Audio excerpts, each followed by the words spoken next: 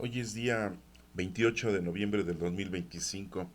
El evangelio que corresponde el día de hoy es de Lucas 21 del 29 al 33. Dice que en aquel tiempo Jesús propuso a sus discípulos esta comparación. Fíjense en la higuera y en los demás árboles. Cuando ven que empiezan a dar fruto, saben que ya está cerca el verano.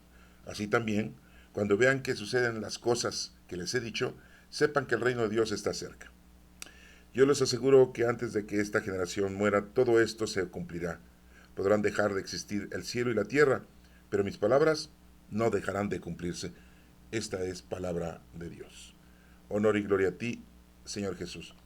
Bueno, pues esta pequeña lectura que nos está correspondiendo a la continuidad de las lecturas de los días anteriores, en la que le hacían la pregunta con respecto a qué iba a pasar ahí en Jerusalén, ahí en el lugar en donde estaba el templo de Jerusalén, y que el Señor les había dicho que pues iba a ser destruido, ¿no? Y también les está indicando la segunda venida de nuestro Señor Jesucristo. Todavía no se va, ya está diciendo cuándo va a venir la segunda vez. Nosotros le decimos parucía. Bueno, todos estos días, que son los últimos días de este año litúrgico de Lucas, pues nos está proponiendo que estemos listos, que estemos preparados, que hagamos nuestra oración, que hagamos nuestro trabajo, amar a Dios sobre todas las cosas y a tu prójimo como a ti mismo, es el nuevo mandamiento que nos dejó nuestro Señor. Decir nuevo mandamiento es decirlo de una manera exagerada, ¿no? Porque pues ese mandamiento estaba desde el Antiguo Testamento, pero pues, no se cumplía, no se llevaba a cabo, ¿no? Entonces, aquí la invitación es en estas lecturas de este año litúrgico que ya termina, ahora ya mañana sábado ya termina, y ya empezamos con el año litúrgico de Mateo, ya empieza el Adviento, estamos terminando este año litúrgico, pues nos está invitando a eso, que estemos pendientes, que estemos reconciliados con Dios, que nos demos cuenta que la necesidad de nosotros es estar despiertos, y en el sentido del Señor, que lo conozcamos. Afortunadamente tenemos las Sagradas Escrituras y afortunadamente tenemos el Nuevo Testamento. Y más afortunadamente tenemos pues 4 evangelios que nos quisieron dejar los grandes teólogos de nuestra historia, ¿no? Ay, no sé por qué habrán hecho esto, pero bueno, acuérdense que nada se mueve sin la voluntad de nuestro Padre Dios. Y si Dios quiso que estos perduraran, estos evangelios, pues son los que tenemos. Y es lo que tenemos ahorita como información en este evangelio. Y como siempre les he estado diciendo, que tengamos en consideración no solamente el leer la Sagrada Escritura, tenemos que investigar. Sí, porque son escritos de hace más de 2000 años, hermanos, no son escritos de hace 50 años. Que digas tú, ay, acabo de leer un libro de los de abajo de Mariano Azuela, ¿no?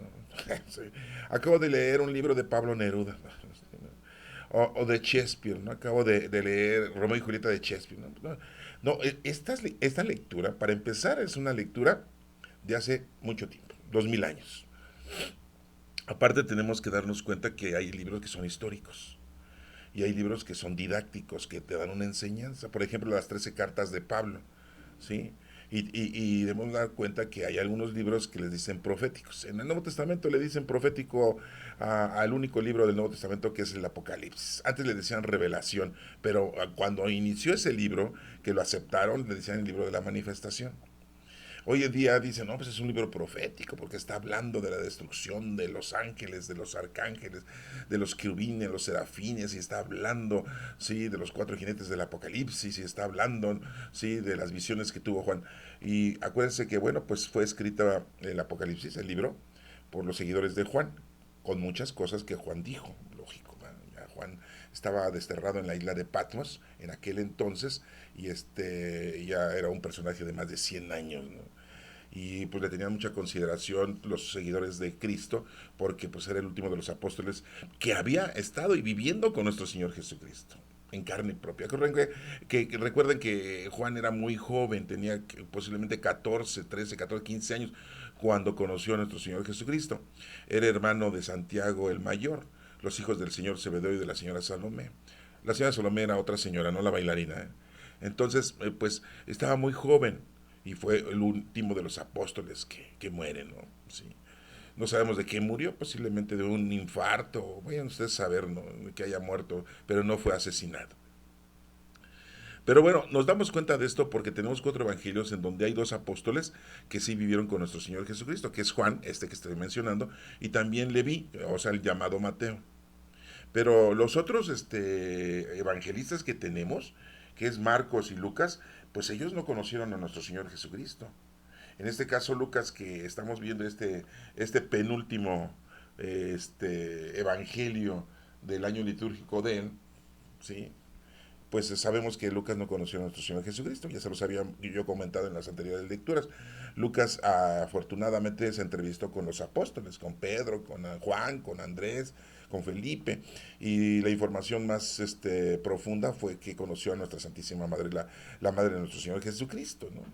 Y de ahí se informó. Y bueno, pues tenemos esa historia que él nos comunica.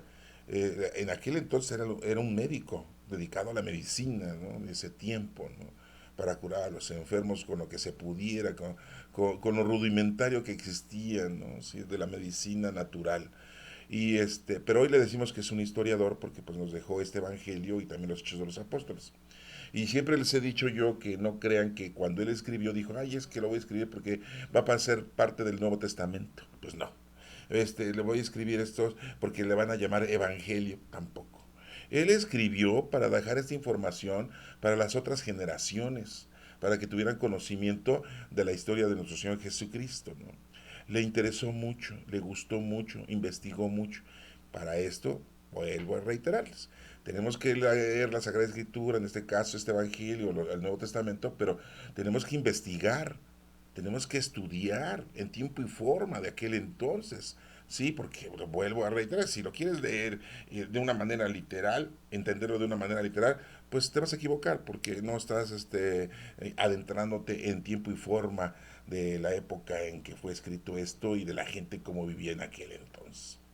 Bueno, después de esta pequeña introducción, pequeña, este evangelio tan pequeño, que es el penúltimo de este año litúrgico, nos menciona lo siguiente, Lucas 21 del 29 al 33, ya lo leímos, ya lo escuchamos, nada más vamos a explicar los puntos importantes. En aquel tiempo, Jesús les propone a sus discípulos esta comparación, ¿sí? Es una comparación, ¿sí? Es algo semejante, no es que así sea. O sea, eso, porque les pudo haber dicho, así van a ser las cosas. Ah, bueno, les está haciendo una comparación, ¿sí? Fíjense en la higuera y en los demás árboles. Cuando ven que empiezan a dar frutos, saben que ya está cerca el verano. Así somos muchos, ¿no? Y vemos que se está nublando. Híjole, va a llover. Quita la ropa, no se vaya a mojar. Sí, ay, no, ya no me voy a meter a bañar porque va a ser fresco y frío y me voy a enfermar de las vías respiratorias, ¿no? Así somos, ¿no? Sí. Cuando hace mucho sol decimos, ay, no, sí, voy a sacar mi paraguas, ¿no?, o mi sombrilla, ¿no?, o sea, mi chamarra o mi cachucha para que no me pegue el sol. Si no me voy a broncear, me voy a poner muy prieto, me voy a quemar, ¿no? Sí, o sea, luego hacemos algo según vemos cómo está la naturaleza, cómo está el medio ambiente, ¿no?, el clima. Si empieza a llover y decimos, ay, mira, no, hoy va a estar fuerte la lluvia, porque está cayendo hasta granizo, ¿no? Y así se pone uno, ¿no? Pues aquí mismo lo dice, ¿no? Si ven que la higuera y los demás árboles que ya empiezan a dar fruto, dicen, no, pues ya ahí viene el verano, ¿no? En la época del verano, ¿sí? Dice, pues así también, cuando vean que suceden las cosas que les he dicho, sepan ustedes que el reino de Dios está cerca. ¿Sí? Estamos pensando siempre que el reino de Dios es como si fuera un reino material. No, no, no, no. Jesucristo es el Rey de Reyes, venció a la muerte, nos lo demostró. Dicen muchos, pues es que era Dios, pues sí, ahí no le vamos a quitar el crédito, ¿no? Pero Jesús, al final de cuentas, pues también era un ser humano, ¿eh? Sí, no, tomó cuerpo humano nuestro Señor, sí, se rebajó la condición humana para vivir como seres humanos, para podernos demostrar qué es lo que tenemos que hacer nosotros. Y decíamos, ay, sí, pero nosotros no somos hijos de Dios. Claro que sí, ya Jesucristo nos dijo, también ustedes son hijos de Dios. Ah, no, pero Jesucristo pudo hacer muchas cosas porque tenía el poder del Espíritu Santo. Pues ya nosotros tenemos el poder del Espíritu Santo. Vino 50 días después de la resurrección de nuestro Señor Jesucristo. Y tenemos dones del Espíritu Santo con los cuales debemos de ponernos a laborar. O sea que ya no podemos repelar, sí, no, porque mucha gente dice, es que Jesús hizo lo que hizo porque tenía el poder del Espíritu Santo. Ya lo tenemos. Es que Jesús hizo lo que hizo porque era el Hijo de Dios. Nosotros ya somos hijos de Dios. es que Jesús hizo lo que hizo porque los ángeles lo cuidaban. Nosotros tenemos también un ángel de la guarda que nos cuida. Sí, sí, no, sí, imagínate, ¿no? Jesús hizo lo que hizo en 33 años. ¿Y tú cuántos años tienes? Lo doble. Hijo. Bueno, los que no tienen lo doble tienen un poquito menos. Sí, no, ahí sí, ¿verdad? Bueno, entonces pues aquí nos menciona, ¿sí? Que el reino de Dios está cerca cuando suceden todas esas cosas que nos acaba de mencionar nuestro Señor Jesucristo con respecto a las catástrofes, ¿no? Y principalmente al templo de Jerusalén, ¿no? A la ciudad de Jerusalén, que iba a ser destruido el templo, ¿no? Sí, el país de allá.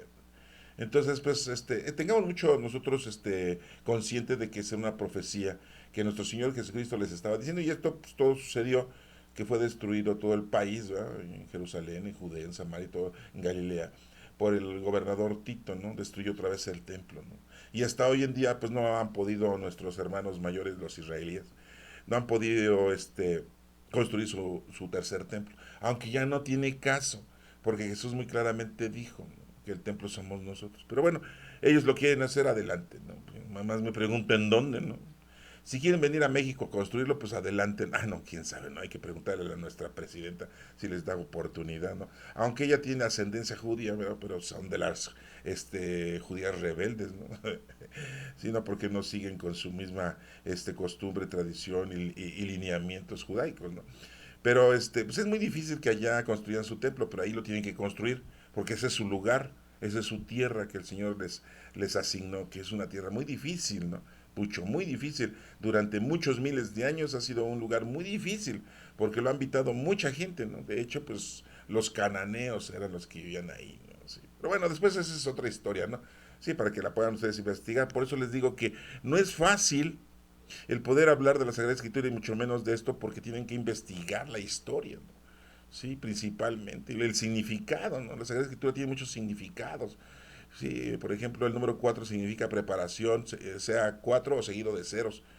400 años estuvieron en Egipto, 40 años estuvieron siendo alimentados por nuestro Padre Dios con el maná que les dejaba caer del cielo. 40 días y 40 noches estuvo nuestro Señor Jesucristo en el desierto. Y 40 días y 40 noches estuvo después de su resurrección visitando a los discípulos, a los apóstoles y se fue en la ascensión. ¿Sí? El número 5 significa el trabajo del hombre. El número 6 es el número imperfecto, ¿no? Porque nos creó Dios en el sexto día, pero nosotros nos volvimos imperfectos al no querer seguir los lineamientos y las indicaciones de nuestro Padre Dios, sino seguimos las indicaciones de nuestro raciocinio, de nuestra sabiduría humana, mundana y terrenal. Invitados, claro, por el maligno, por el mentiroso, ¿no? Sí. El número 7 significa plenitud, que son los 7 días de la semana, si tú lo quieres así, porque en 7 momentos, no días. Así lo dice la escritura, 7 días, pues son 7 momentos que Dios hizo, sí, a la creación, al ser humano, y supuestamente descansó. Pero no es que haya descansado Dios, que se haya cansado, ¿no? Pues ¿cómo se va a cansar Dios si es todopoderoso, ¿no? Bueno, ya no sigo de los demás números porque estamos hablando de que todo tiene un significado. El cielo no quiere decir el cielo de nubes, sino el cielo es un lugar destinado para nosotros. El reino de Dios significa el Espíritu Santo que ya habita en nosotros. Es el reino de Dios. No está hablando de un reino mundano, terrenal y material. Bueno, todo eso tiene significado. Por eso les digo que tenemos que tener el fuego. Sí, habla del fuego de la destrucción, pero también habla del fuego del Espíritu Santo que te llena de vida y que con la palabra del Señor quemas a cualquier maldad y destruyes a cualquier ignorancia que haya con el fuego, ¿no? Porque es el fuego del Espíritu Santo. Todo esto tenemos que irlo entendiendo. Por eso les digo, es algo difícil, ¿no? No es fácil, pero tienes que estudiarla. Bueno, regresando a la lectura, bien clara dice, sepan que el reino de Dios está cerca. Ya les dije que es el Espíritu Santo. Yo les aseguro que antes de que esta generación muera, todo esto se cumplirá. Una generación, pues es una generación.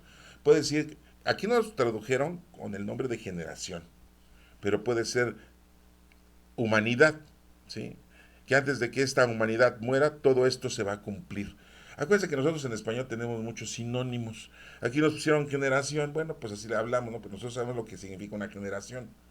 Sí, pues una generación de los abuelos. Ay, que imagínense ahorita que la generación Z, si no, ustedes son de la Z, entonces fueron a o la generación X, sí, o los baby boomers, sí, o la generación silenciosa.